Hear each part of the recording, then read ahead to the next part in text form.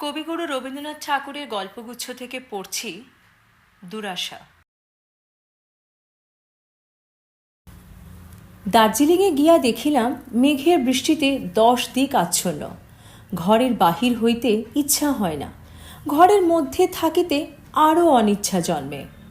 হোটেলে প্রাতঃকালের আহার সমাধা করিয়া পায়ে মোটা বুট এবং আপাদমস্তক ম্যাকিন্টস পরিয়া বেড়াইতে বাহির হইয়াছি। ক্ষণে ক্ষণে টিপ টিপ করিয়া বৃষ্টি পড়িতেছে এবং সর্বত্র ঘন মেঘের কুজ্ঝটিকায় মনে হইতেছে যেন বিধাতা হিমালয় পর্বতশুদ্ধ সমস্ত বিশ্বচিত্র রবার দিয়া ঘষিয়া ঘষিয়া মুছিয়া ফেলিবার উপক্রম করিয়াছেন। জনশূন্য ক্যালকাটা রোডে একাকী পদাচরণ করিতে করিতে ভাবিতেছিলাম, অবলম্বনহীন মেঘরাজ্যে আর তো ভালো লাগে না। শব্দ স্পর্শ রূপময়ী বিচিত্রার ধরণী মাতাকে পুনরায় 5 ইন্দ্রিয় দ্বারা 5 রকমে আঁকড়িয়া ধরিবার জন্য প্রাণ আকুল হইয়া উঠিয়াছে। এমন সময় অনতি দূরে রমণী কণ্ঠে সকরুণ রোদন গুঞ্জন ধ্বনি শুনিতে পাইলাম। রোগ শোক সংকুল সংসারে রোদনধ্বনিটা কিছুই বিচিত্র নহে। অন্যত্র অন্য সময় হইলে ফিরিয়া চাহিতাম কিনা সন্দেহ, কিন্তু এই অসীম মেঘরাজ্যের মধ্যে সে রোদন সমস্ত লুপ্ত জগতের একমাত্র রোদনের মতো আমার কানে আসিয়া প্রবেশ করিল। তাহাকে তুচ্ছ বলিয়া মনে হইল না। শব্দ লক্ষ্য করিয়া নিকটে গিয়া দেখিলাম গৈরিক বসনাবৃতা নারী। তাহার মস্তকে স্বর্ণকপিশ জটাভার চূড়া আকারে আবদ্ধ, পথপ্রান্তে শিলাখণ্ডের উপর বসিয়া মৃদুস্বরে ক্রন্দন করিতেছে। তাহা সদ্যশোকের বিলাপ নহে, বহুদিন সঞ্চিত নিঃশব্দ শান্তি ও অবসাদ আজ মেঘান্ধকার নির্জনতার ভারে ভাঙিয়া উচ্ছ্বসিত হইয়া পড়িতেছে। মনে মনে ভাবিলাম, এ বেশ হইল, ঠিক যেন ঘরগড়া গল্পের মতো আরম্ভ হইল। পর্বত শৃঙ্গে সন্ন্যাসিনী বসিয়া কাঁদিতেছে, ইহা যে কখনো চর্মচক্ষে দেখিব এমন আশা কস্মিনকালে করিছিল না। মেয়েটি কোন জাত ঠাহর হইল না। সদয় হিন্দি ভাষায় জিজ্ঞাসা করিলাম, কে তুমি, তোমার কি হইয়াছে? প্রথমে উত্তর দিল না। মেঘের মধ্য হইতে সজল দীপ্ত নেত্রে আমাকে একবার দেখিয়া লইল। আমি আবার কহিলাম, আমাকে ভয় করেও না, আমি ভদ্রলোক। শুনিয়া সে হাসিয়া খাস হিন্দুস্তানিতে বলিয়া উঠিল, বহুদিন হইতে ভয় ডরের মাথা খাইয়া বসিয়া আছি, লজ্জা শরমও নাই। বাবুজি, একসময় আমি যে জেনানায় ছিলাম সেখানে আমার সহোদর ভাইকে প্রবেশ করিতে হইলেও অনুমতি লইতে হতো। আজ বিশ্ব সংসারে আমার পর্দা নাই। প্রথমটা একটু রাগ হইল। আমার চালচলন সমস্তই সাহেবী, কিন্তু এই হতভাগিনী বিনা দ্বিধায় আমাকে বাবুজি সম্বোধন করে কেন? ভাবিলাম, এইখানেই আমার উপন্যাস শেষ করিয়া সিগারেটের ধোঁয়া উড়াইয়া উদ্যত নাসা সাহেবিয়ানার রেলগাড়ির মতো সশব্দে সবেগে সদর্পে প্রস্থান করি। অবশেষে কৌতূহল জয়লাভ করিল। আমি কিছু উচ্চভাব ধারণ করিয়া বক্রগ্রীবায় জিজ্ঞাসা করিলাম, তোমাকে কিছু সাহায্য করিতে পারি? তোমার কোনো প্রার্থনা আছে? সে স্থিরভাবে আমার মুখের দিকে চাহিল এবং ক্ষণকাল পরে সংক্ষেপে উত্তর করিল, আমি বদ্রায়নের নবাব গোলাম কাদের খাঁর পুত্রী। বদ্রায়ন কোন মুলুকে এবং নবাব গোলাম কাদের খাঁ কোন নবাব এবং তাহার কন্যা যে কি দুঃখে সন্ন্যাসিনী বেশে দার্জিলিংয়ে ক্যালকাটা রোডের ধারে বসিয়া কাঁদিতে পারে, আমি তাহার বিন্দু বিসর্গ জানি না এবং বিশ্বাসও করি না। কিন্তু ভাবিলাম, রসভঙ্গ করিব না, গল্পটি দিব্য জমিয়ে আসিতেছে। তৎক্ষণাৎ সুগম্ভীর মুখে সুদীর্ঘ সেলাম করিয়া কহিলাম, বিবি সাহেব, মাপ করো, তোমাকে চিনিতে পারি নাই। চিনিতে না পারিবার অনেকগুলি যুক্তিসঙ্গত কারণ ছিল। তাহার মধ্যে সর্বপ্রধান কারণ, তাহাকে পূর্বে কস্মিনকালে দেখি নাই। তাহার উপর এমনই কুয়াশা যে নিজের হাত পা কয়খানি চিনিয়া লওয়া দুঃসাধ্য। বিবি সাহেবও আমার অপরাধ লইলেন না এবং সন্তুষ্ট কণ্ঠে দক্ষিণ হস্তের ইঙ্গিতে স্বতন্ত্র শিলাখণ্ড নির্দেশ করিয়া আমাকে অনুমতি করিলেন। ব্যাঠিয়ে দেখিলাম রমণীটির আদেশ করিবার ক্ষমতা আছে। আমি তাহার নিকট হইতে সেই সিক্ত শৈবালাচ্ছন্ন কঠিন বন্ধুর শিলাখণ্ডতলে আসন গ্রহণের সম্মতি প্রাপ্ত হইয়া এক অভাবনীয় সম্মান লাভ করিলাম।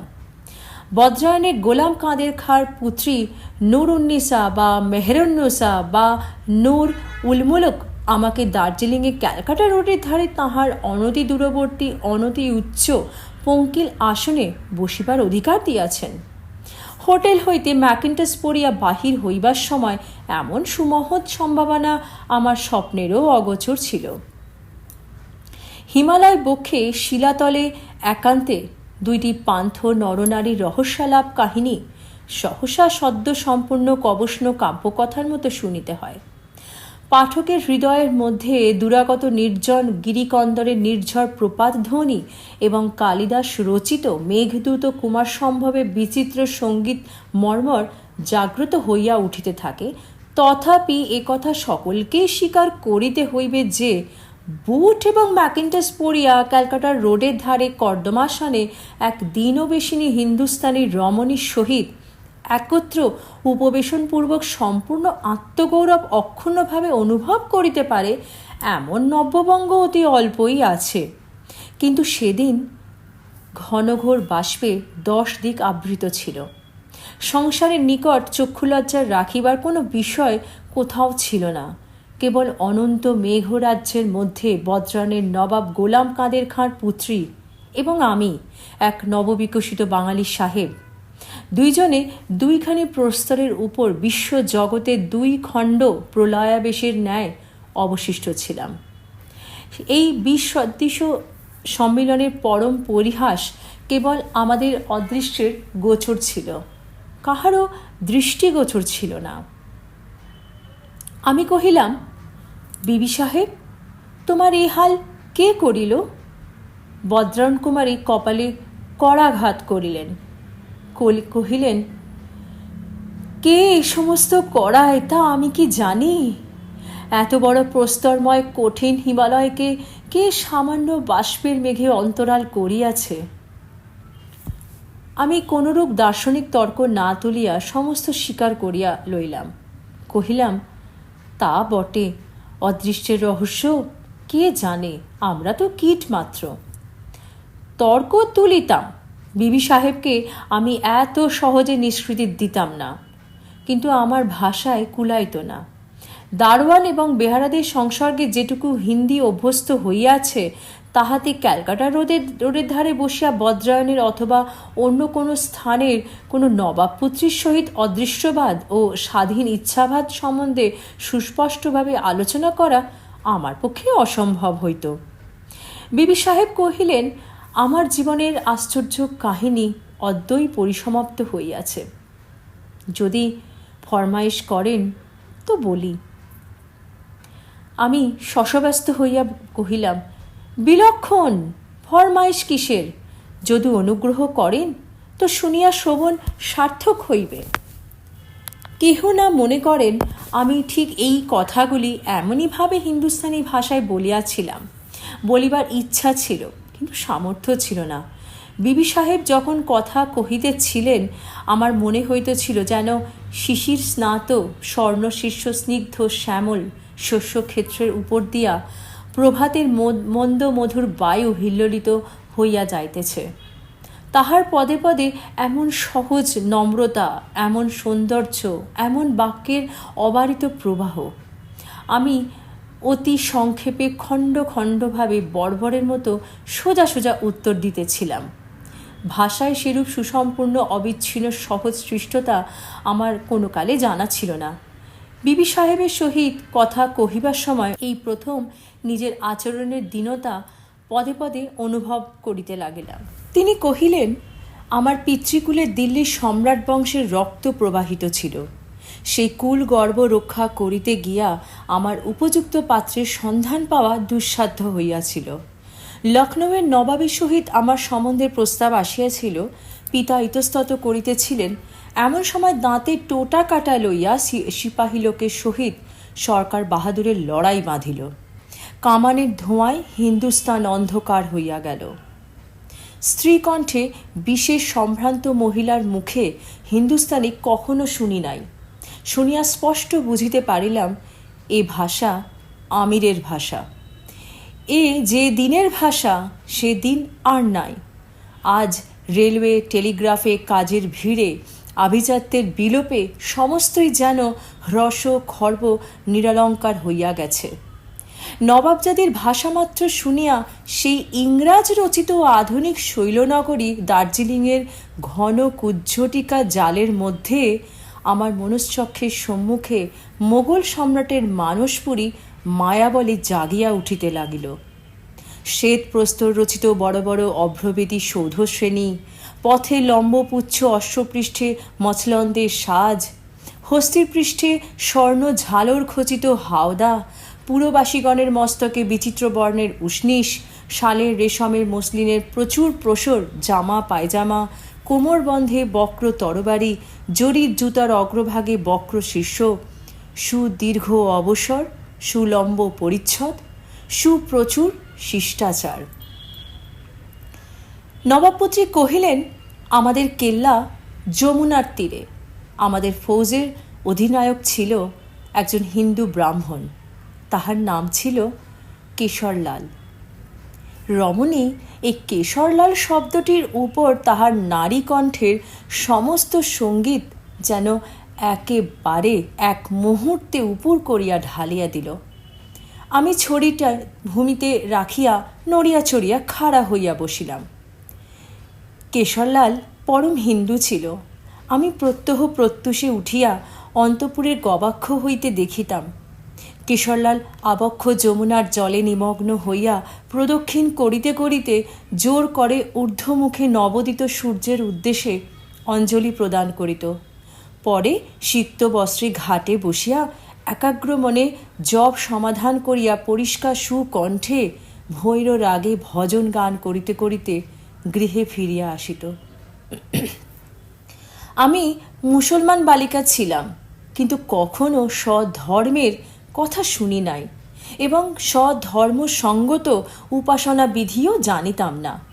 তখনকার দিনে বিলাসে মদ্যপানে স্বেচ্ছাচারে আমাদের পুরুষের মধ্যে ধর্মবন্ধন শিথিল হইয়া গিয়াছিল এবং অন্তঃপুরের প্রমোদ ভবনেও ধর্ম সজীব ছিল না। বিধাতা আমার মনে বোধ করি স্বাভাবিক ধর্ম পিপাসা দিয়াছিলেন, অথবা আর কোনো নিগূঢ় কারণ ছিল কিনা বলিতে পারি না, কিন্তু প্রত্যহ প্রশান্ত প্রভাতে নবোন্মেষিত অরুণালোকে নিস্তরঙ্গ নীল যমুনার নির্জন শ্বেত সোপান তটে কেশরলালের পূজার্চনা দৃশ্যে আমার সদ্য সুপ্ত থির অন্তঃকরণ একটি অব্যক্ত ভক্তি মাধুর্যে পরিপ্লুত হইয়া যাইত। নিয়ত সংযত শুদ্ধাচারে ব্রাহ্মণ কেশরলালের গৌরব বর্ণ প্রাণসার তনু তরুণ দেহখানি ধূমলেশীন জ্যোতি শিখার মতো বোধ হইত। ব্রাহ্মণের পুণ্য মাহাত্ম্য অপূর্ব শ্রদ্ধা ভরে এই মুসলমান দুহিতার মূঢ় হৃদয়কে বিনর্ম করিয়া দিত। আমার একটি হিন্দু বাঁধি ছিল। সে প্রতিদিন নত হইয়া প্রণাম করিয়া কেশরলালের পদধূলি লইয়া আসিত। দেখিয়া আমার আনন্দও হইত, ঈর্ষাও জন্মিত। ক্রিয়াকর্ম পার্বণ উপলক্ষে এই বন্দিনী মধ্যে মধ্যে ব্রাহ্মণ ভোজন করাইয়া দক্ষিণা দিত। আমি নিজে হইতে তাহাকে অর্থ সাহায্য করিয়া বলিতাম, তুই কেশরলালকে নিমন্ত্রণ করিবি না? সে জিভ কাটিয়া বলিত, কেশরলাল ঠাকুর কাহারও অন্নগ্রহণ বা দান প্রতিগ্রহ করেন না। এই রূপে প্রত্যক্ষে বা পরোক্ষে কেশরলালকে কোনরূপ ভক্তিচিহ্ন দেখাইতে না পারিয়া আমার চিত্ত যেন ক্ষুব্ধ ক্ষুধাতুর হইয়া থাকিত। আমাদের পূর্বপুরুষের কেহ একজন একটি ব্রাহ্মণ কন্যাকে বলপূর্বক বিবাহ করিয়া আনিয়াছিলেন। আমি অন্তঃপুরের প্রান্তে বসিয়া তাঁহারই পূর্ণ রক্ত প্রবাহ আপন শিরার মধ্যে অনুভব করিতাম এবং সেই রক্তসূত্রে কেশরলালের সহিত একটি ঐক্য সম্বন্ধ কল্পনা করিয়া কিয়ৎ পরিমাণে তৃপ্তিবোধ হইত। আমার হিন্দু দাসীর নিকট হিন্দু ধর্মের সমস্ত আচার ব্যবহার, দেবদেবীর সমস্ত আশ্চর্য কাহিনী, রামায়ণ মহাভারতের সমস্ত অপূর্ব ইতিহাস তন্ন তন্ন করিয়া শুনিতাম। শুনিয়া সেই অন্তঃপুরের প্রান্তে বসিয়া হিন্দু জগতে এক অপরূপ দৃশ্য আমার মনের সম্মুখে উদ্ঘাটিত হইত। মূর্তি প্রতিমূর্তি, শঙ্খ ঘণ্টার ধ্বনি, স্বর্ণচূড়া খচিত দেবালয়, ধূপ ধুনার ধূম, অগরু চন্দন মিশ্রিত পুষ্প রাশি সুগন্ধ, যোগী সন্ন্যাসীর অলৌকিক ক্ষমতা, ব্রাহ্মণের অমানসিক মাহাত্ম্য, মানুষ ছদ্মবেশধারী দেবতাদের বিচিত্র লীলা সমস্ত জড়িত হইয়া আমার নিকটে এক অতি পুরাতন, অতি বিস্তীর্ণ, অতি সুদূর, অপ্রাকৃত মায়ালোক সৃজন করিত। আমার চিত্ত যেন নির্হারা ক্ষুদ্র পক্ষীর ন্যায় প্রদোষকালের একটি প্রকাণ্ড প্রাচীন প্রাসাদের কক্ষে কক্ষে উড়িয়া উড়িয়া বেড়াইত। হিন্দু সংসার আমার বালিকা হৃদয়ের নিকট একটি পরম রমণীয় রূপকথার রাজ্য ছিল। এমন সময় কোম্পানি বাহাদুরের সহিত সিপাহী লোকের লড়াই বাঁধিল। আমাদের বজ্রায়নের ক্ষুদ্র কেল্লাটির মধ্যেও বিপ্লবের তরঙ্গ জাগিয়া উঠিল।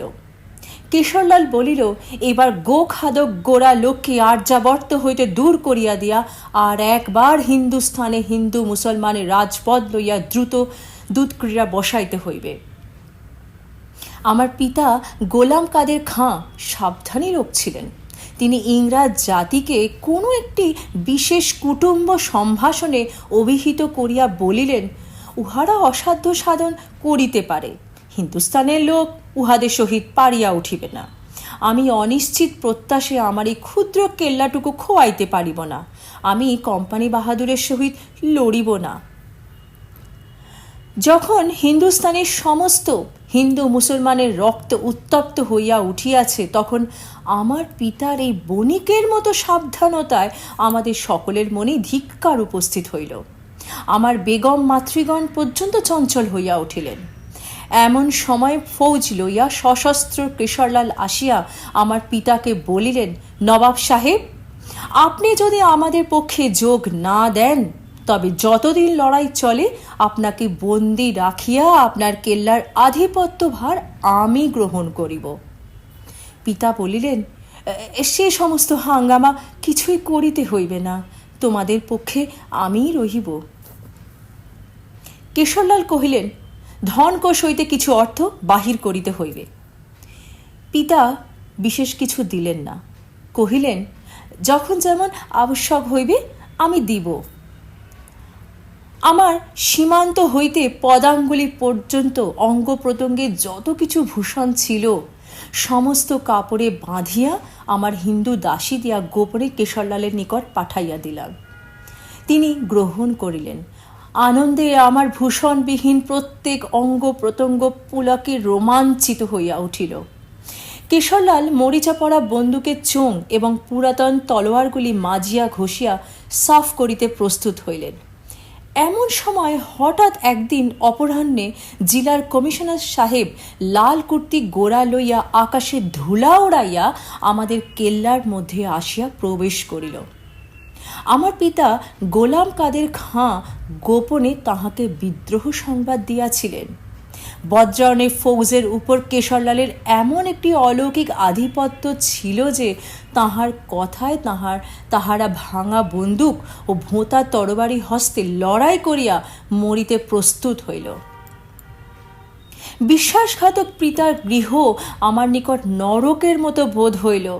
ক্ষোভে দুঃখে লজ্জায় ঘৃণায় বুক ফাটিয়া যাইতে লাগিল, তবু চোখ দিয়া এক ফোঁটা জল বাহির হইল না। আমার ভীরু ভ্রাতার পরিচ্ছদ পরিয়া ছদ্মবেশ অন্তঃপুর হইতে বাহির হইয়া গেলাম। কাহারও দেখিবার অবকাশ ছিল না। তখন ধুলা এবং বারুদের ধোঁয়া, সৈনিকের চিৎকার এবং বন্দুকের শব্দ থামিয়া গিয়া মৃত্যুর ভীষণ শান্তি জলস্থল আকাশ আচ্ছন্ন করিয়াছে। যমুনার জল রক্তরাগে রঞ্জিত করিয়া সূর্য অস্ত গিয়াছে। সন্ধ্যাকাশে শুক্লপক্ষের পরিপূর্ণ প্রায় চন্দ্রমা। রণক্ষেত্র মৃত্যুর বিকট দৃশ্যে আকীর্ণ। অন্য সময় হইলে করুণায় আমার বক্ষ ব্যথিত হইয়া উঠিত, কিন্তু সেদিন স্বপ্নাবিষ্টের মতো আমি ঘুরিয়া ঘুরিয়া বেড়াইতেছিলাম, খুঁজিতেছিলাম কোথায় আছে কেশরলাল। সেই একমাত্র লক্ষ্য ছাড়া আর সমস্ত আমার নিকট অলীক বোধ হইতেছিল।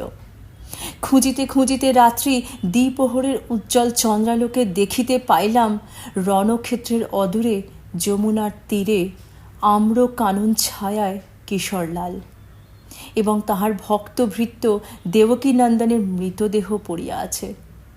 বুঝিতে পারিলাম সাংঘাতিক আহত অবস্থায় হয় প্রভু ভৃত্যকে অথবা ভৃত্য প্রভুকে রণক্ষেত্র হইতেই নিরাপদ স্থানে বহন করিয়া আনিয়া শান্তিতে মৃত্যু হস্তে আত্মসমর্পণ করিয়াছে।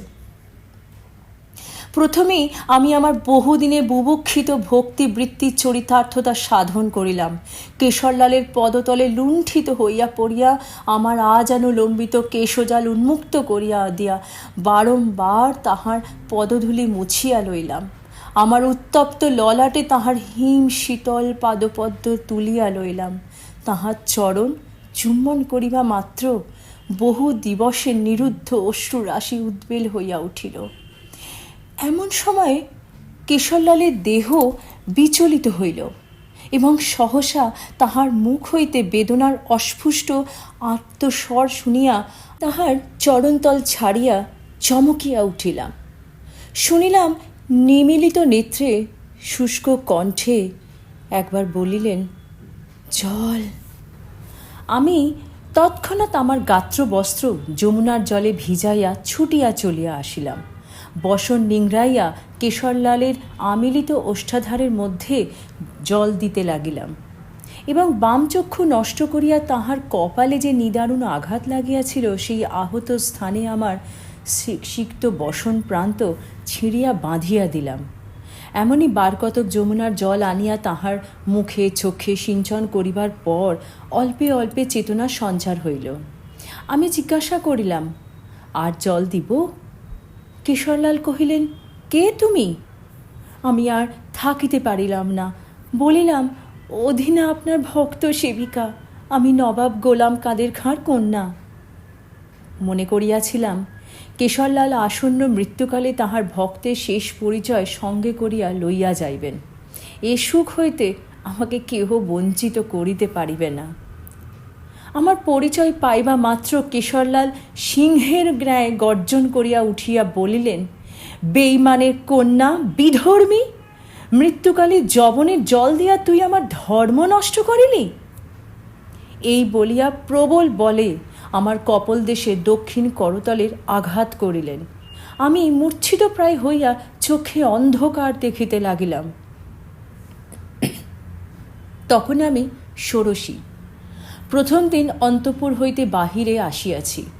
তখনও বহিরাকাশে লুব্ধ তপ্ত সূর্যকর আমার সুকুমার কপলের রক্তিম লাবণ্য বিভা অপহরণ করিয়া লয় নাই। সেই বহির সংসারে পদক্ষেপ করিবা মাত্র সংসারের নিকট হইতে, আমার সংসারের দেবতার নিকট হইতে এই প্রথম সম্ভাষণ প্রাপ্ত হইলাম। আমি নির্বাপিত সিগারেটে এতক্ষণ মোহমুগ্ধ চিত্তার্পিতের ন্যায় বসিয়াছিলাম। গল্প শুনিতেছিলাম, কি ভাষা শুনিতেছিলাম, কি সঙ্গীত শুনিতেছিলাম জানি না। আমার মুখে একটি কথাও ছিল না। এতক্ষণ পরে আমি আর থাকিতে পারিলাম না। হঠাৎ বলিয়া উঠিলাম, জানোয়ার। নবাবজাদা কহিলেন, কে জানোয়ার? জানোয়ার কি মৃত্যু যন্ত্রণার সময় মুখের নিকট সমাহৃত জলবিন্দু পরিত্যাগ করে? আমি অপ্রতিভ হইয়া কহিলাম, তা বটে, সে দেবতা। নবাবজাদি কহিলেন, কিসের দেবতা? দেবতা কি ভক্তের একাগ্রচিত্তে সেবা প্রত্যাখ্যান করিতে পারে? আমি বলিলাম, তাও বটে, বলিয়া চুপ করিয়া গেলাম। নবাবপুত্রী কহিতে লাগিলেন, প্রথমটা আমার বড় বিষম বাজিল। মনে হইল বিশ্বজগৎ হঠাৎ আমার মাথার উপর চুরমার হইয়া ভাঙিয়া পড়িয়া গেল। মুহূর্তের মধ্যে সংজ্ঞা লাভ করিয়া সেই কঠোর কঠিন নিষ্ঠুর নির্বিকার পবিত্র ব্রাহ্মণের পদতলে দূর হইতে প্রণাম করিলাম। মনে মনে কহিলাম, হে ব্রাহ্মণ, তুমি হীনের সেবা, পরের অন্ন, ধনীর দান, যুবতীর যৌবন, রমণীর প্রেম কিছুই গ্রহণ করো না। তুমি স্বতন্ত্র, তুমি একাকী, তুমি নির্লিপ্ত, তুমি সুদূর। তোমার নিকট আত্মসমর্পণ করিবার অধিকারও আমার নাই। নবাবদহিতাকে ভূলণ্ঠিত মস্তকে প্রণাম করিতে দেখিয়া কেশরলাল কি মনে করিল বলিতে পারি না, কিন্তু তাহার মুখে বিস্ময় অথবা কোনো ভাবান্তর প্রকাশ পাইল না। শান্তভাবে একবার আমার মুখের দিকে চাহিল, তারপর পরে ধীরে ধীরে উঠিল। আমি সচকিত হইয়া আশ্রয় দিবার জন্য আমার হস্ত প্রসারণ করিলাম। সে তাহার নীরবে প্রত্যাখ্যান করিল এবং বহু কষ্টে যমুনার ঘাটে গিয়া অবতীর্ণ হইল। সেখানে একটি খেয়া নৌকা বাঁধা ছিল। পার হইবার লোকও ছিল না, পার করিবার লোকও ছিল না। সেই নৌকার উপর উঠিয়া কেশরলাল বাঁধন খুলিয়া দিল। নৌকা দেখিতে দেখিতে মধ্যস্রোতে গিয়া ক্রমশ অদৃশ্য হইয়া গেল। আমার ইচ্ছা হইতে লাগিল সমস্ত হৃদয় ভার, সমস্ত যৌবন ভার, সমস্ত অনাদৃত ভক্তি ভার লইয়া সেই অদৃশ্য নৌকার অভিমুখে জোরকর করিয়া সেই নিস্তব্ধ নিশীতে সেই চন্দ্রলোক পুলকিত নিস্তরঙ্গ যমুনার মধ্যে অকাল বৃন্তচ্যুত পুষ্পমঞ্জরীর ন্যায় এই ব্যর্থ জীবন বিসর্জন করি। কিন্তু পারিলাম না। আকাশের চন্দ্র, যমুনা পাড়ের ঘন কৃষ্ণ বনরেখা, কালিন্দীর নিবিড় নীল নিষ্কম্প জলরাশি, দূরে আম্রবনের ঊর্ধ্বে আমাদের জ্যোৎস্ন চিক্কণ কেল্লার চূড়াগ্র ভাগ, সকলেই নিঃশব্দ গম্ভীর ঐক্য তানে মৃত্যুর গান গাহিল। সেই নিশীতে গ্রহ চন্দ্র তারা খচিত নিস্তব্ধ তিন ভুবন আমাকে এক বাক্যে মরিত কহিল। কেবল বিচিভঙ্গবিহীন প্রশান্ত যমুনা বক্ষ বাহিত একখানি অদৃশ্য জীর্ণ নৌকা সেই জ্যোৎস্না রজনী সৌম্য সুন্দর শান্ত শীতল অনন্ত ভুবনমোহন মৃত্যুর প্রসারিত আলিঙ্গন পাশ হইতে বিচ্ছিন্ন করিয়া আমাকে জীবনের পথে টানিয়া লইয়া চলিল। আমি মোহস্বপ্নাভিহতার ন্যায় যমুনার তীরে তীরে কোথাও বা কাশবন, কোথাও বা মরু বালুকা, কোথাও বা বন্ধুর বিদীর্ণ তট, কোথাও বা ঘন গুল্ম দুর্গম বনখণ্ডের ভিতর দিয়া চলিতে লাগিলাম। এইখানে বক্তা চুপ করিল। আমিও কোনো কথা কহিলাম না। অনেকক্ষণ পরে নবাবদহিতা কহিল, ইহার পরে ঘটনাবলী বড় জটিল। সে কেমন করিয়া বিশ্লেষ করিয়া পরিষ্কার করিয়া বলিব জানি না। একটা গহন অরণ্যের মাঝখান দিয়া যাত্রা করিয়াছিলাম। ঠিক কোন পথ দিয়া কখন চলিয়াছিলাম সে কি আর খুঁজিয়া বাহির করিতে পারি? কোথায় আরম্ভ করিব, কোথায় শেষ করিব, কোনটা ত্যাগ করিব, কোনটা রাখিব, সমস্ত কাহিনীকে কি উপায়ে এমন স্পষ্ট প্রত্যক্ষ করিয়া তুলিব যাহাতে কিছুই অসাধ্য, অসম্ভব, অপ্রকৃত বোধ না হয়। কিন্তু জীবনের এই কয়টা দিনে বুঝিয়াছি যে অসাধ্য অসম্ভব কিছুই নেই। নবাব অন্তঃপুরে বালিকার পক্ষে বাহিরের সংসার একান্ত দুর্গম বলিয়া মনে হইতে পারে, কিন্তু তাহা কাল্পনিক। একবার বাহির হইয়া পড়িলেই একটা চলিবার পথ থাকেই। সে পথ নবাবী পথ নহে, কিন্তু পথ।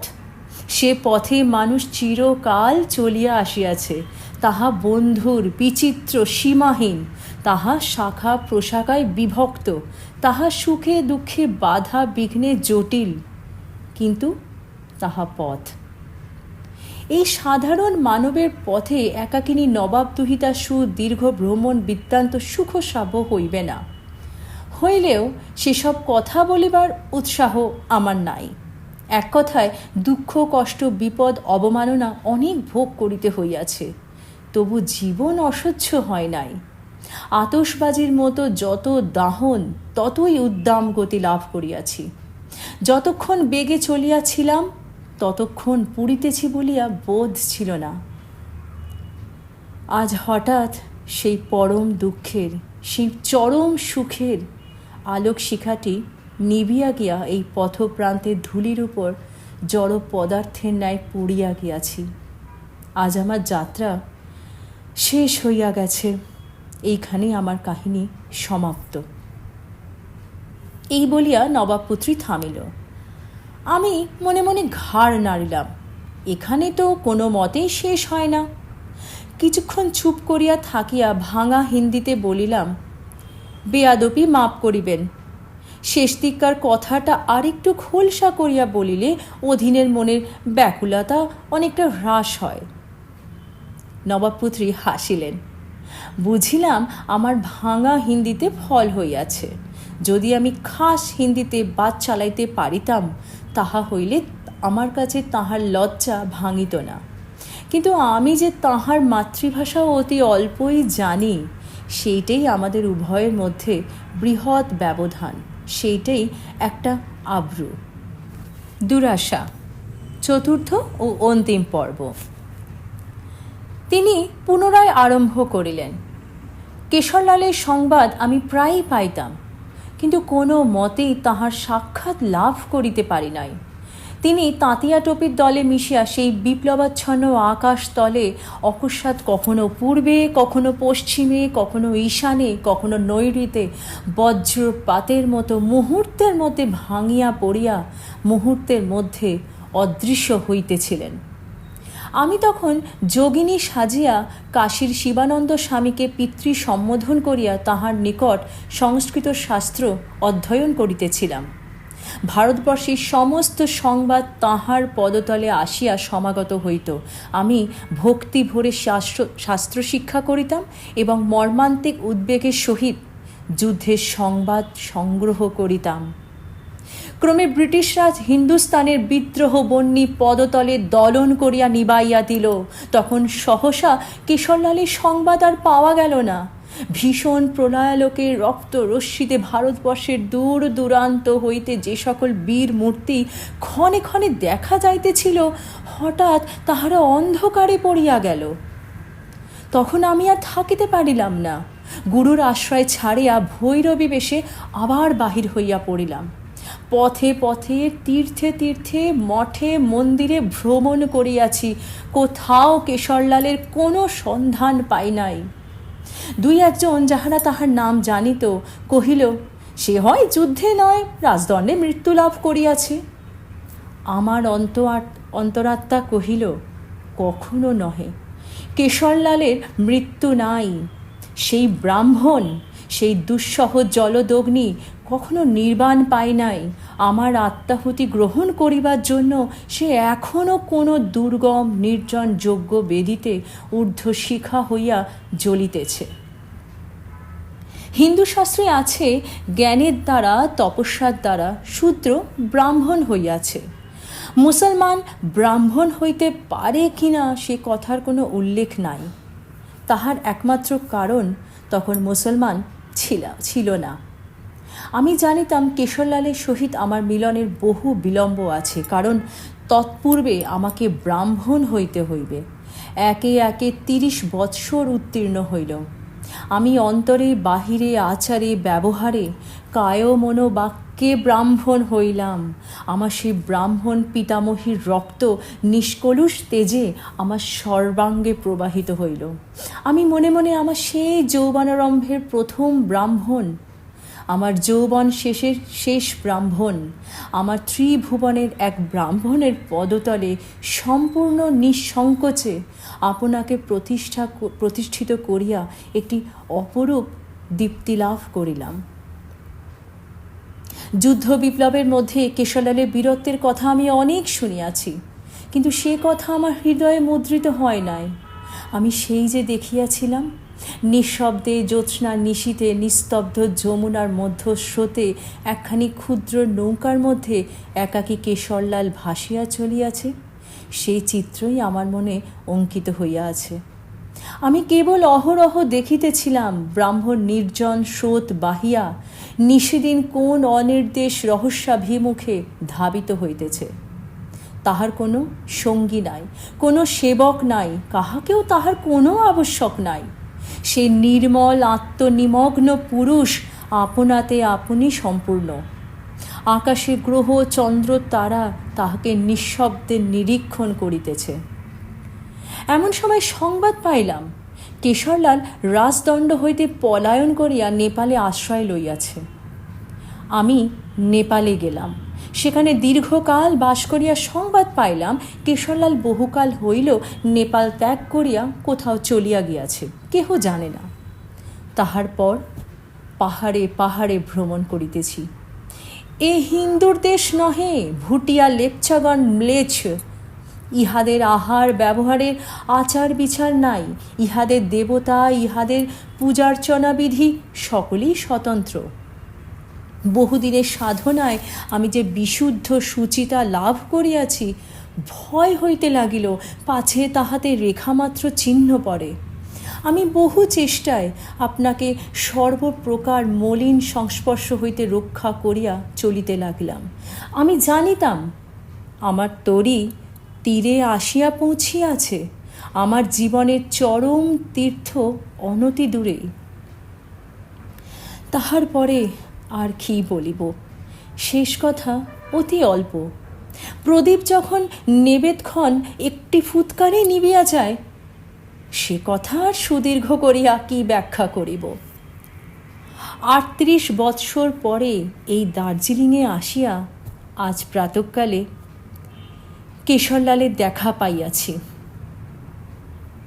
বক্তাকে এইখানে ক্ষান্ত হইতে দেখিয়া আমি ঔৎসুকের সহিত জিজ্ঞাসা করিলাম, কি দেখিলেন? নবাবপুত্রী কহিলেন, দেখিলাম বৃদ্ধ কেশরলাল ভুটিয়া পল্লীতে ভুটিয়া স্ত্রী এবং তাহার গর্ভজাত পৌত্রপৌত্রী লইয়া ম্লান বস্ত্রে মলিন অঙ্গনে ভুট্টা হইতে শস্য গ্রহণ করিতেছে। গল্প শেষ হইল। আমি ভাবিলাম একটা সান্ত্বনার কথা বলা আবশ্যক। কহিলাম, ৩৮ বৎসর একাদিক্রমে যাহাকে প্রাণ ভয়ে বিজাতীয় সংসবে অহরহ থাকিতে হইয়াছে, সে কেমন করিয়া আপন আচার রক্ষা করিবে? নবাবকন্যা কহিলেন, আমি কি তাহা বুঝি না? কিন্তু এতদিন আমি কি মোহ লইয়া ফিরিতেছিলাম, যে ব্রাহ্মণ্য আমার কিশোর হৃদয় হরণ করিয়া লইয়াছিল, আমি কি জানিতাম তাহা অভ্যেস, তাহা সংস্কার মাত্র? আমি জানিতাম তাহা ধর্ম, তাহা অনাদি অনন্ত। তাহাই যদি না হইবে, তবে 16 বৎসর বয়সে আমি পিতৃগৃহ হইতে বাহির হইয়া সেই জ্যোৎস্না নিশীতে আমার বিকশিত পুষ্পিত ভক্তি বেগ কম্পিত দেহম্রণ প্রাণের প্রতিদানে ব্রাহ্মণের দক্ষিণ হস্ত হইতে যে দুঃসহ অপমান প্রাপ্ত হইয়াছিলাম, কেন তাহা গুরুহস্তের দীক্ষার ন্যায় নিঃশব্দে অবনত মস্তকে দ্বিগুণিত ভক্তি ভরে শিরোধার্য করিয়া লইয়াছিলাম? হায় ব্রাহ্মণ, তুমি তো তোমার এক অভ্যেসের পরিবর্তে আরেক অভ্যেস লাভ করিয়াছ। আমি আমার এক যৌবন, এক জীবনের পরিবর্তে আরেক যৌবন কোথায় ফিরিয়া পাইব? এই বলিয়া রমণী উঠিয়া দাঁড়াইয়া কহিল, নমস্কার বাবুজি। মুহূর্ত পরে যেন সংশোধন করিয়া কহিল, সালাম বাবু সাহেব। এই মুসলমান অভিবাদনের দ্বারা যে কোনো জীর্ণভিত্তি ধূলিসাহী ভগ্ন ব্রহ্মণের নিকট শেষ বিদায় গ্রহণ করিল। আমি কোনো কথা না বলিতেই সে সেই হিমাদ্রি শেখরের ধূসর কুজ্ঝটিকা রাশির মধ্যে মেঘের মতো মিলাইয়া গেল। আমি ক্ষণকাল চক্ষু মুদ্রিত করিয়া সমস্ত ঘটনাবলী মানসপটে চিত্রিত দেখিতে লাগিলাম। মছলন্দের আসনে যমুনা তীরের গবাক্ষে সুখাসিনা ষোড়শী নবাব বালিকাকে দেখিলাম। তীর্থ মন্দিরে সন্ধ্যারতিকালে তপস্বিনীর ভক্তি গদগদ একাগ্র মূর্তি দেখিলাম। তাহার পরে এই দার্জিলিংয়ে ক্যালকাটা রোডের প্রান্তে প্রবীণার কুহিলিকাচ্ছন্ন ভগ্ন হৃদয় ভারকাতর নৈরাশ্যমূর্তিও দেখিলাম। একটি সুকুমার রমণীর দেহে ব্রাহ্মণ মুসলমানের তরঙ্গের বিপরীত সংঘর্ষজনিত বিচিত্র ব্যাকুল সঙ্গীতধ্বনি সুন্দর সুসম্পূর্ণ উর্দু ভাষায় বিগলিত হইয়া আমার মস্তিষ্কের মধ্যে স্পন্দিত হইতে লাগিল। চক্ষু খুলিয়া দেখিলাম হঠাৎ মেঘ কাটিয়া গিয়া স্নিগ্ধ রৌদ্রে নির্মল আকাশ ঝলমল করিতেছে। ঠেলাগাড়িতে ইংরাজ রমণী ও অষ্টপৃষ্ঠে ইংরাজ পুরুষগণ বায়ু সেবনে বাহির হইয়াছে। মধ্যে মধ্যে দু একটি বাঙালির গলাবন্ধ বিজড়িত মুখমণ্ডল হইতে আমার প্রতি সকৌতিক কটাক্ষ বর্ষিত হইতেছে। দ্রুত উঠিয়া পড়িলাম। এই সূর্যালোকিত অনাবৃত জগদৃশ্যের মধ্যে সেই মেঘাচ্ছন্ন কাহিনীকে আর সত্য বলিয়া মনে হইল না। আমার বিশ্বাস আমি পর্বতের কুয়াশা সহিত আমার সিগারেটের ধূম ভুরি পরিমাণে মিশ্রিত করিয়া একটি কল্পনাখণ্ড রচনা করিয়াছিলাম। সেই মুসলমান ব্রাহ্মণী, সেই বিপ্রবীর, সেই যমুনা তীরের কেল্লা কিছুই হয়তো সত্য নহে।